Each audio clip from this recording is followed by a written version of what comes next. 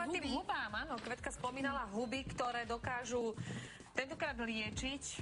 Dobrú náladu vám robí Teleráno a huby dokážu liečiť aj ďalšie choroby. Gabriela Kovač-Turzo, príjemné dobré ráno. Dobré ráno, prajem. Takže vraj viac ako pätina Slovákov má problémy s trávením. Ktoré najčastejšie, vieme si povedať? Dá sa povedať, že po 40. roku života sa každý jeden obyvateľ stretne s nejakým problémom trávenia.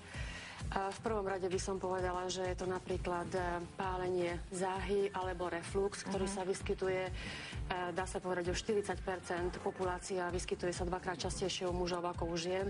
Druhé najčastejšie ochorenie je napríklad vred žalúdka, dvanástnika. Ďalej to môže byť napríklad chronický zápal alebo dráždivé črevo, ako tomu hovoríme, a takisto Crohnova choroba. Toto sú také najbežnejšie ochorenia, ktoré postihujú tráviaci systém. A nenadarmo sa hovorí, že základom dobrej nálady je vlastne dobrý tráviaci systém. No, preto mám dobrú náladu. Ty sa dobre naraňajkovala. Ešte nie, ale teším sa na tú slaninku, ktorú tu rozvíjame. Ale poďme k tým hubám. Teda existujú huby, ktoré nám vedia pomôcť, ak máme nejaký tráviaci problém. Ja by som sa rada zmienila v tomto prípade o dvoch z nich. Prvý sa volá ryšavec, ktorý vlastne žije alebo parazituje na kôre brezy. Väčšinou sa nachádza na území bývalého Sovietskeho zväzu alebo v Kóreji a takisto v severnej a vo východnej Európe a hlavne v tých severných oblastiach.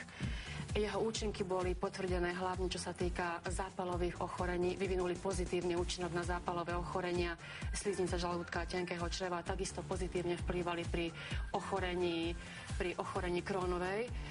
Ďalší z nich, ktorý by som spomenula, je napríklad koralovec.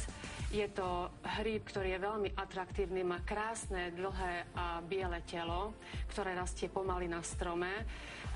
Osvedčil sa ako účinný v liečbe napríklad nádorového ochorenia žalúdka a čriev. A využívajú ho najmä napríklad v Číne. A pre zaujímavosť by som povedala, že od roku 1977 je koralovec oficiálne uznaný ako liek v Japonsku.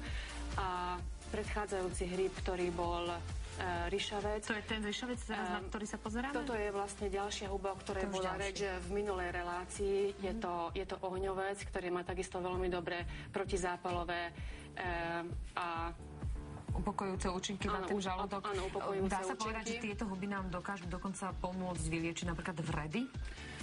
Ja by som povedala tak, že o liečivých hubách sa nikdy nemôžeme vyjadrovať, že majú liečebné účinky. To znamená, že ich u nás, to znamená, že ich doporučujeme napríklad k tej liečbe, ktorú vám navrhuje gastroenterológ ako podpora. Napriek tomu, že v niektorých štátoch sú uznané tieto huby ako liečiva a mnohé z nich slúžia ako základ pre výrobu liekov. Keď chcete vedieť viac o tejto téme, budeme sa ešte v Teleráne samozrejme rozprávať, ale teraz dávame priestor vám, aby ste mohli aj vy zatelefonovať a spýtať sa konkrétne, ak teda máte zápal žalúdka, máte záhu, ten reflux nepríjemný, tak o tom všetkom sa môžete porozprávať s našim hosťom, ku ktorému sa vrátime. A keď už viete, zatiaľ ďakujem veľmi pekne a dnes sa v Teleráne rozprávame aj o zdraví, konkrétne o hubách, ktoré pomáhajú. Viac o nich už Gabriela Kovač-Turzo. Ešte raz príjemné dobré ránko. Všimla som si, že ten telefon vám neustále vyzváňa, že diváci chcú vedieť viac, že sa zaujímajú. Čo vám tak najčastejšie telefonujú? Najčastejšie nám telefonujú, kde je možné sa dostať k týmto výťažkom z liečivých húb. Je ich možné samozrejme dostať aj v lekárniach, eventuálne ako pôsobia a ktoré z nich doporučujeme pri ktorom ochorení. Takže tu by som vyzdvihla, že napríklad pri ochoreniach, ktoré sme vymenovali v prvej časti relácie, a takisto aj pri onkologických ochoreniach doporučujeme zmesy húb, ktoré vlastne tým, že sú zmesy, vedia pozitívnejšie a komplexnejšie vyvinúť ten svoj účinok na ochorenie alebo na zdravie človeka.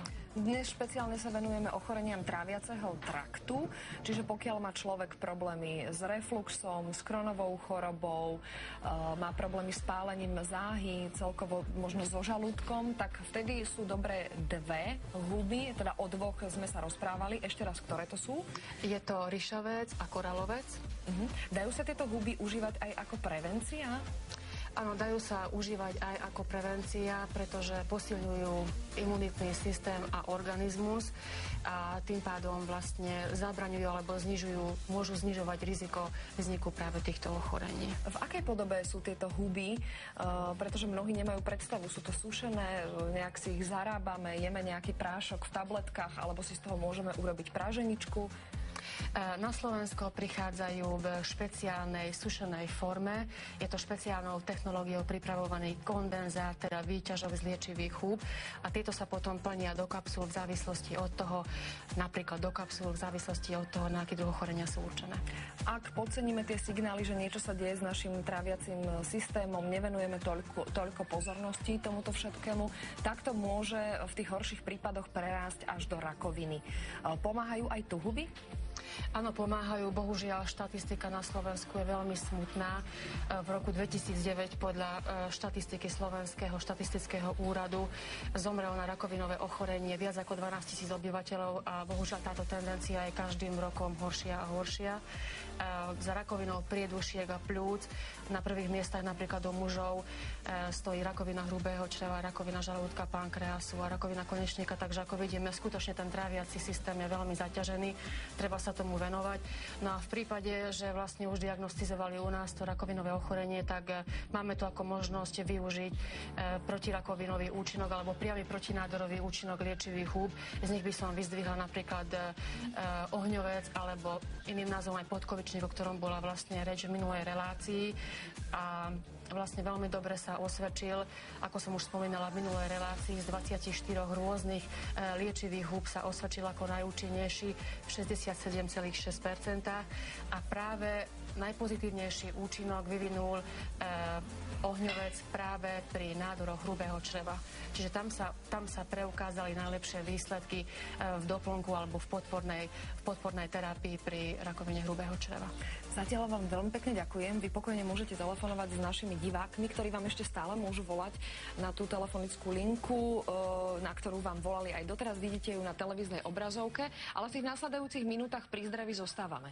Ostka, čo tu my máme? Také pekné medailónky. Pripomínajú mi inak puky hokejové, že dobre to vyzerá. Martin, dostaneme sa k tebe už o malú chvíľu, ale ešte predtým pani Gabriela Kovač-Turzová, pretože dnes tu rozoberáme zázračné huby, ktoré vedia pomôcť pri rôznych ochoreniach a dnes sme sa zamerali na ochorenia tráviaceho traktu. Ktoré huby teda najviac pomáhajú?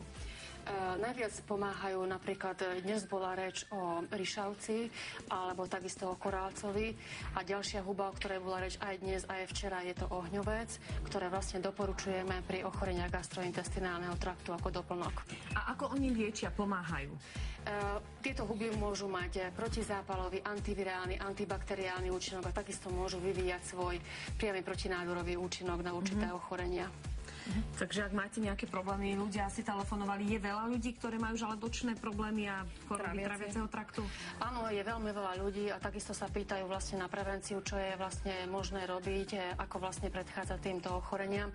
Takže ja by som na záver povedala, že ja len viem doporučiť výťažky z liečivých húb, pretože sú 100% prirodzeného charakteru, neobsahujú konzervačné látky ani žiadnu chemikáliu, veľmi dobre sa kombinujú s inými liekmi.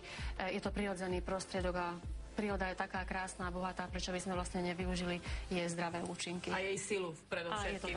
Netreba stále len. Čo tu my máme? Také pekné medailónky. Pripomínajú mi inak puky hokejové, že dobre to vyzerá. Martin, dostaneme sa k tebe už o malú chvíľu, ale ešte predtým pani Gabriela Kovač-Turzová, pretože dnes tu rozoberáme zázračné huby, ktoré vedia pomôcť pri rôznych ochoreniach a dnes sme sa zamerali na ochorenia tráviaceho traktu. Ktoré huby teda najviac pomáhajú? Najviac pomáhajú napríklad, dnes bola reč o ryšavci alebo takisto o korálcovi a ďalšia huba, o ktorej bola reč aj dnes, aj včera, je to ohňovec, ktoré vlastne doporučujeme pri ochoreniach gastrointestinálneho traktu ako doplnok. A ako oni liečia, pomáhajú? Tieto huby môžu mať protizápalový, antivirálny, antibakteriálny účinok a takisto môžu vyvíjať svoj priamy protinádorový účinok na určité ochorenia. Takže ak máte nejaké problémy, ľudia asi telefonovali, je veľa ľudí, ktorí majú žalúdočné problémy a choroby traviaceho traktu? Áno, je veľmi veľa ľudí a takisto sa pýtajú vlastne na prevenciu, čo je vlastne možné robiť, ako vlastne predchádzať týmto ochoreniam. Takže ja by som na záver povedala, že ja len viem doporučiť výťažky z liečivých chúb, pretože sú 100% prirodzeného charakteru, neobsahujú konzervačné látky ani žiadnu chemikáliu, veľmi dobre sa kombinujú s inými liekmi. Je to prirodzený prostriedok a príroda je taká krásna a bohatá, prečo by sme vlastne nevyužili jej zdravé účinky. A jej silu predovšetkým. A je to tak. Netreba stále len